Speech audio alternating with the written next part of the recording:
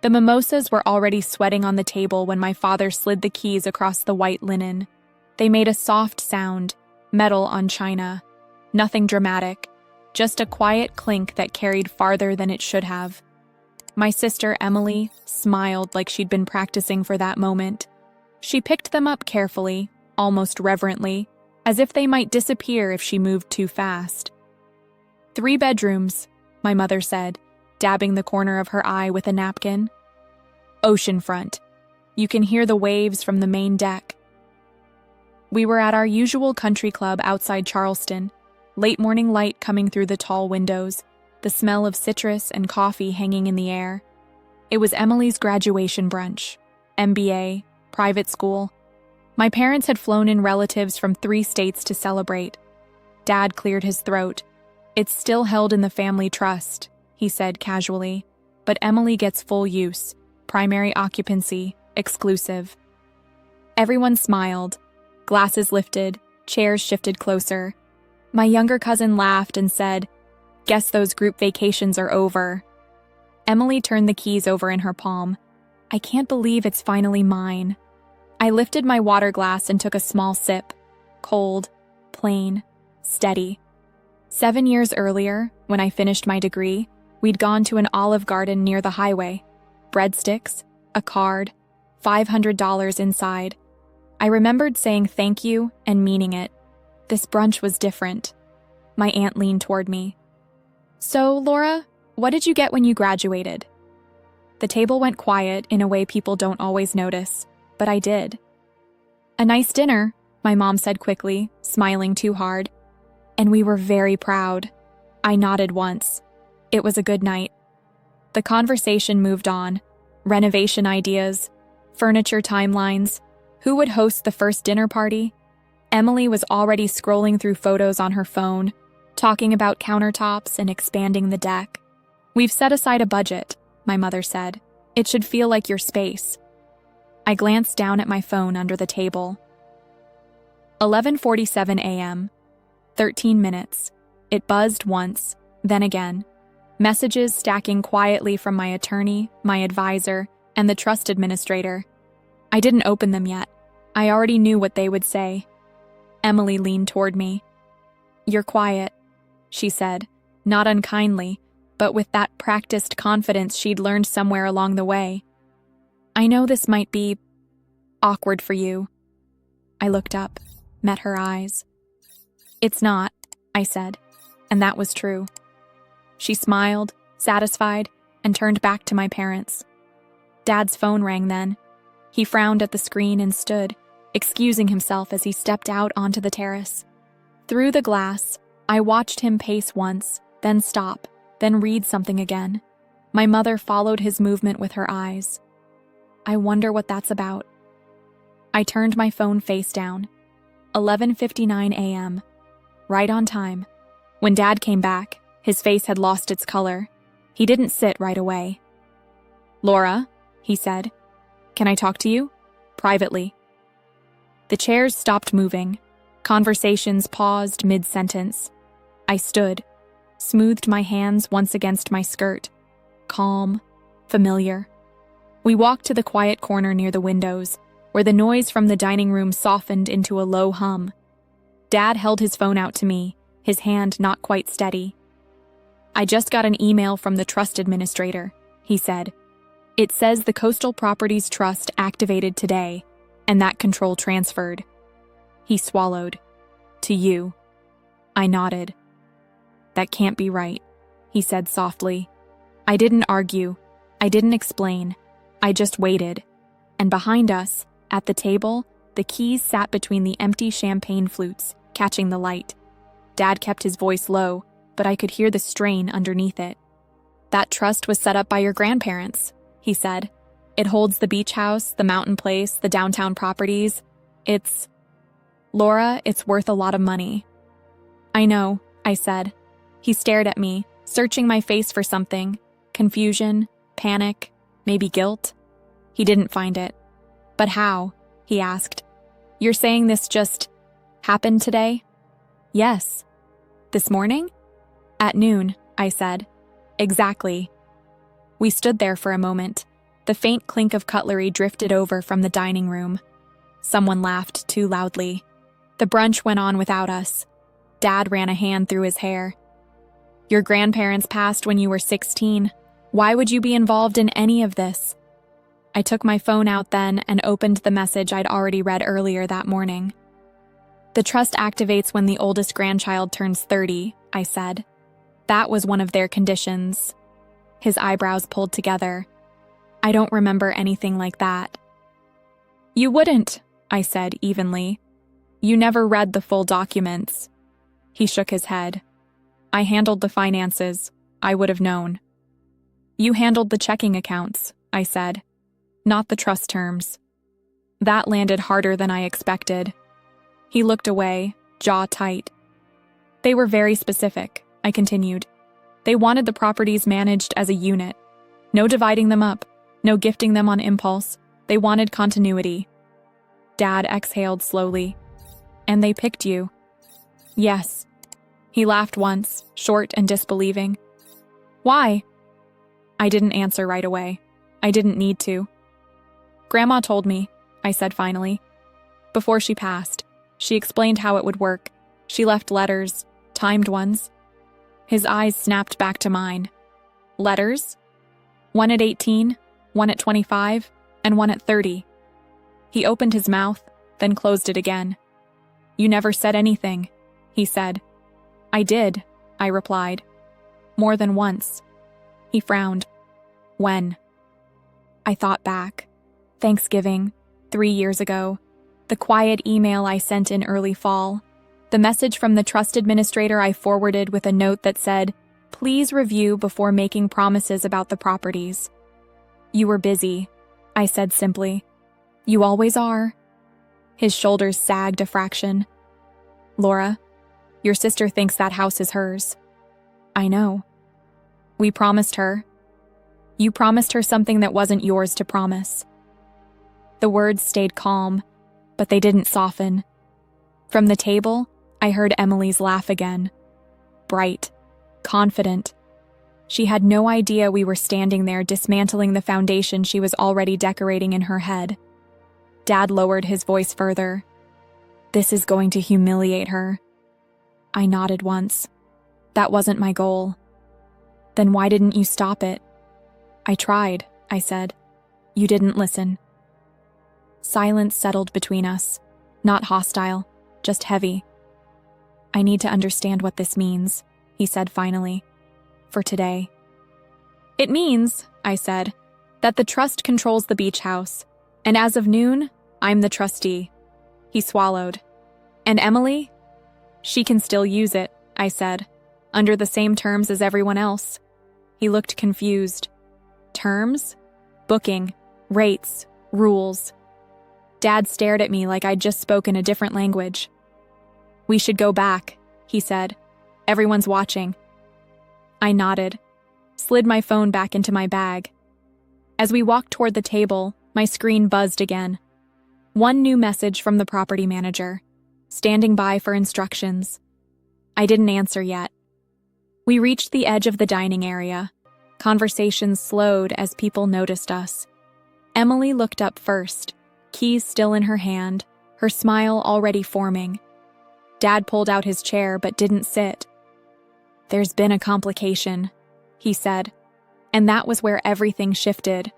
I stayed standing and waited. The word complication hung there longer than it should have. Emily's smile stalled. What kind of complication?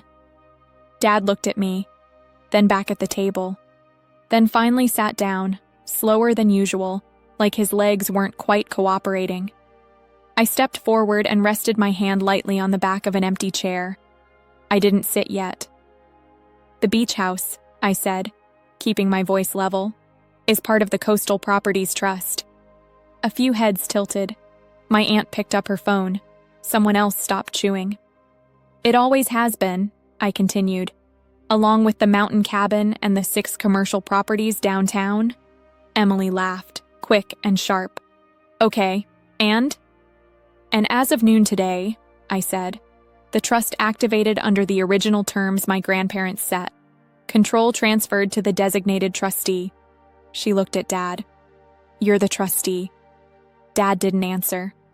Emily's eyes came back to me, slower this time. "You're joking." I took my phone out and unlocked it. No rush. Just a small, deliberate movement. "I'm not." I turned the screen so she could see the email header first. The trust administrator's name, the subject line, the timestamp. "This can't be right," she said, but her voice had already changed. My mother leaned in, adjusting her glasses. "Let me see that." I handed her the phone. The table went quiet in that deep way that happens when people start reading legal language. No one interrupts, no one jokes.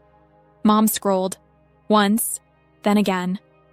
"Laura," she said softly, "it says you're the sole trustee." "Yes." "And the primary beneficiary," she added. "Yes." Emily pushed her chair back slightly. "That doesn't make sense." Dad assumed, I said gently. He didn't confirm. She shook her head. "So what, you just take it?" "I manage it," I said. "There's a difference." My uncle cleared his throat. "How much is this trust worth?" Dad answered without looking up. "At least 15 million. 18, I said. As of the last quarterly valuation, that number landed. Someone let out a quiet breath. My cousin's eyebrows lifted. My aunt's phone froze mid-scroll. Emily's face flushed. "You've known about this?" "Yes." "For how long?" "Since I was 16, I said. "In principle. In detail since I was 18. Her hands tightened around the keys. "And you didn't think to mention it today?" "I mentioned it months ago," I said. "To Dad. In writing." Dad winced. "You let me plan renovations," she said. "You let me tell people." "I warned you not to make plans yet," I said. "You didn't ask why."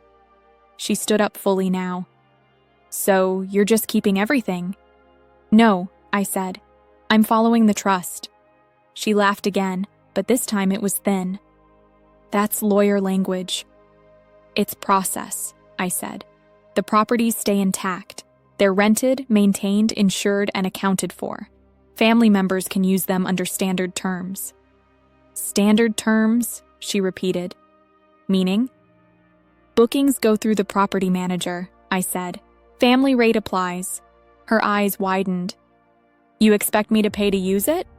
"Yes." "That's insane." "That's how it's always been written," I said. "There just wasn't enforcement before." Dad finally spoke. "This is going to tear the family apart." I looked at him. Ignoring the rules already did that. Emily slammed the keys down onto the table. The sound was louder this time. Final. "This is my graduation," she said. "And you're doing this now?" I didn't raise my voice. I didn't sit. "I'm not doing anything," I said. "I'm letting the documents speak." My phone buzzed again in my hand. Security codes updated. Awaiting confirmation on beach house schedule. I read it once, then I locked the screen, and the room stayed silent. No one spoke for a few seconds after the keys hit the table. I stayed where I was, one hand resting on the chair, the other holding my phone. I could feel the weight of everyone watching, waiting for me to react emotionally. I didn't. Instead, I shifted gears. When Grandma and Grandpa set up the trust, I said, they included operating rules, very clear ones. Emily crossed her arms. Of course they did. I nodded once. Step 1. The properties stay bundled. No single asset gets separated or gifted without a formal review. Dad looked up sharply. Review by who? By the trustee, I said. An external counsel. I continued, steady. Step 2. Properties are either producing income or being used under logged reservations. No open-ended occupancy. My mother was still reading on her phone. It says here the rental income has been reinvested this whole time. Yes, I said. Maintenance, taxes, reserves, and conservative growth. That's why the trust increased by $6 million since they passed. Emily's voice dropped. So where has that money been? In the trust, I said. Exactly where it was supposed to be. Chris leaned forward. So the beach house, it makes money? About $75,000 a year on average, I said, after expenses. He whistled quietly. Emily shook her head. You're talking about it like a spreadsheet.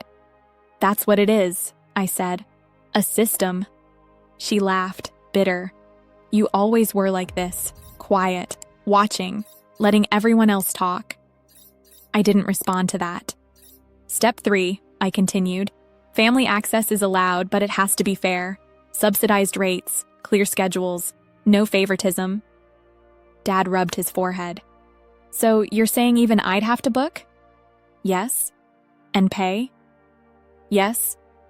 That landed differently. His shoulders dropped a little. My mother finally set her phone down. I didn't realize how detailed this was. They hired excellent attorneys, I said. They thought about scenarios like this. Emily's voice rose. So what am I supposed to do now? Just smile and tell everyone the gift was fake? It wasn't fake, I said. It was just never authorized. She stared at me.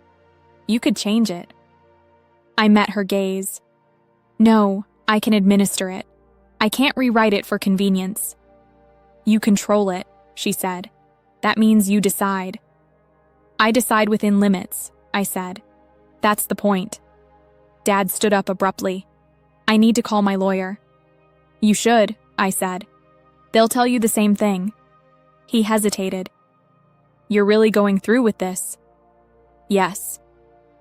Even if it costs you your relationship with your sister? I paused, not for effect, just to answer honestly. I'm not choosing against her, I said. I'm choosing to do my job correctly. Emily grabbed her purse. Unbelievable. She looked around the table, searching for support, for someone to override me, to fix it. No one did.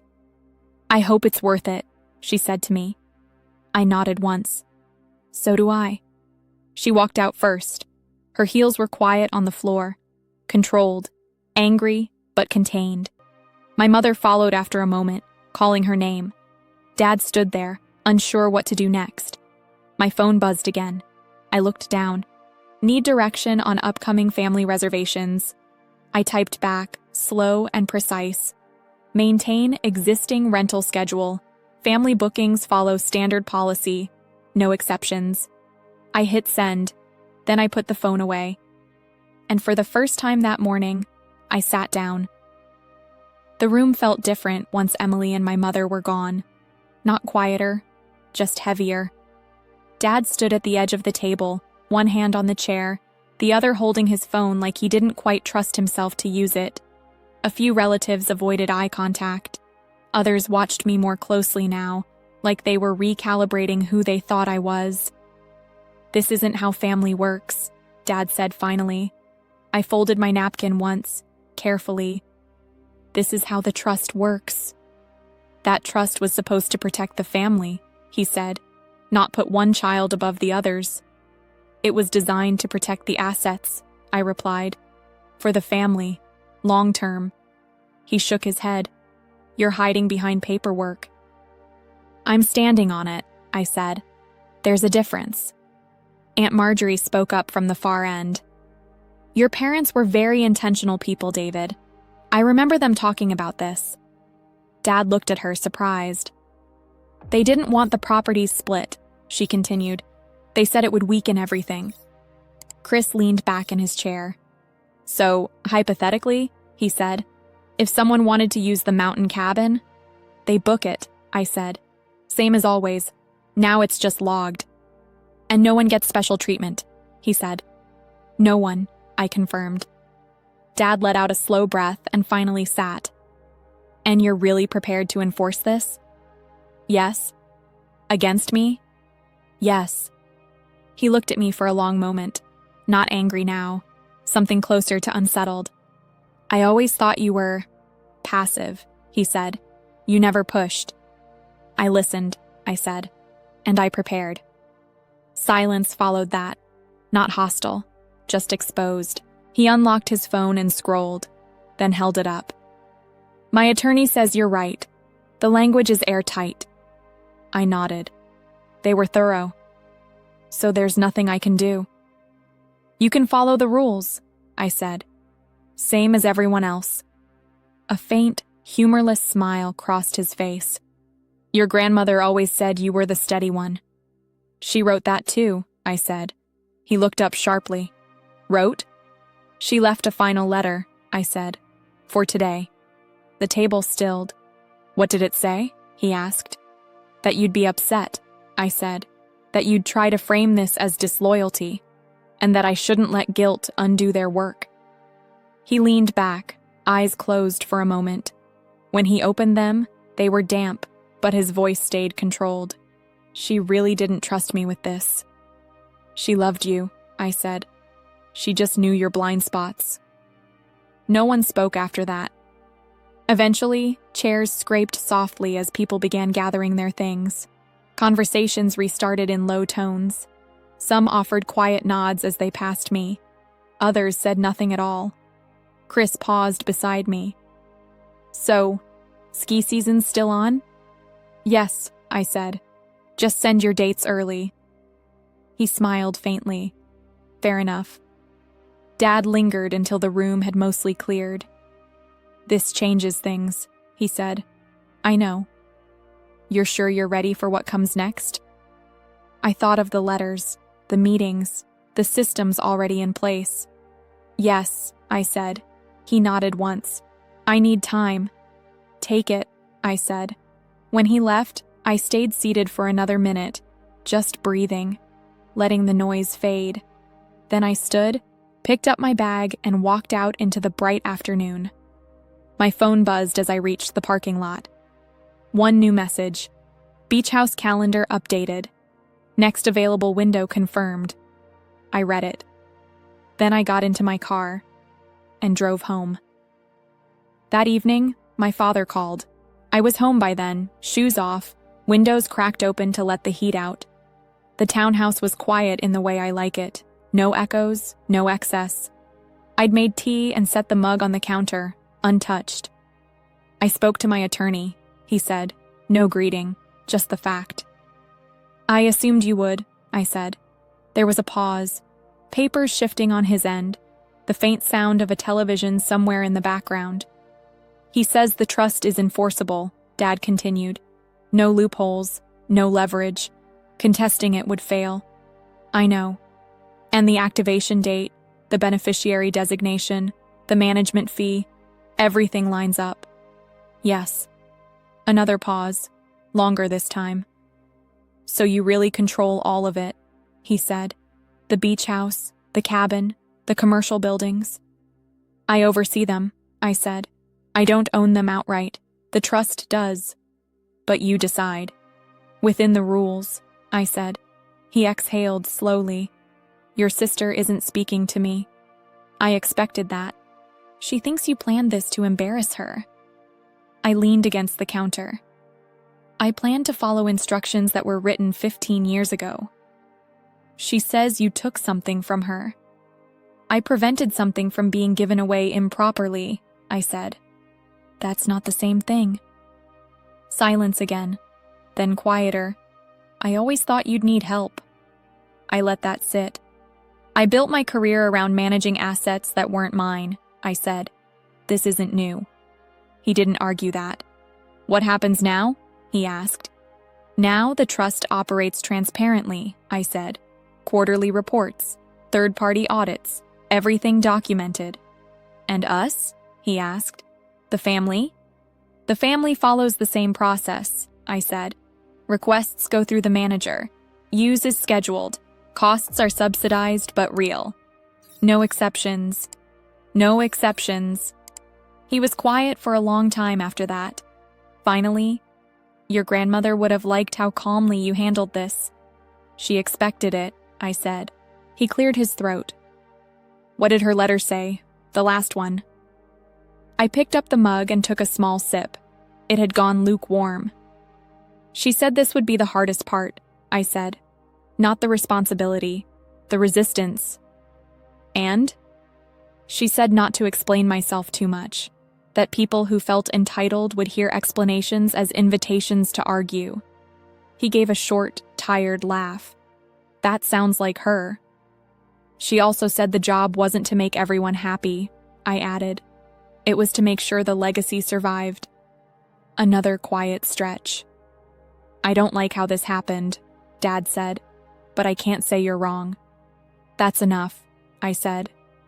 After we hung up, I opened my laptop and reviewed the final confirmations, updated titles, insurance writers, signed acknowledgments from the property manager and accountant. Everything was where it should be. I forwarded one email and archived another. Then I closed the computer. Outside, a neighbor walked by with a dog. Someone laughed down the block. Ordinary sounds. My phone buzzed once more. A short message from the trust administrator. All transitions complete. No outstanding issues. I set the phone face down, and for the first time all day, there was nothing left to manage. So I washed my mug, turned off the kitchen light, and sat on the couch, letting the quiet settle. Not relief, just order.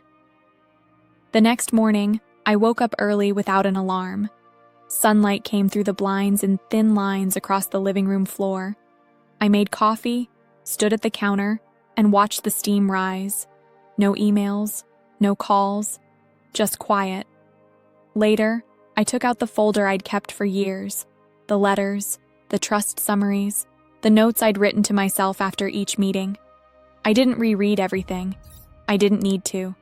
I straightened the stack, slid it back into the drawer, and closed it. Around noon, I walked to the small park near my townhouse. Same path I always take, same bench.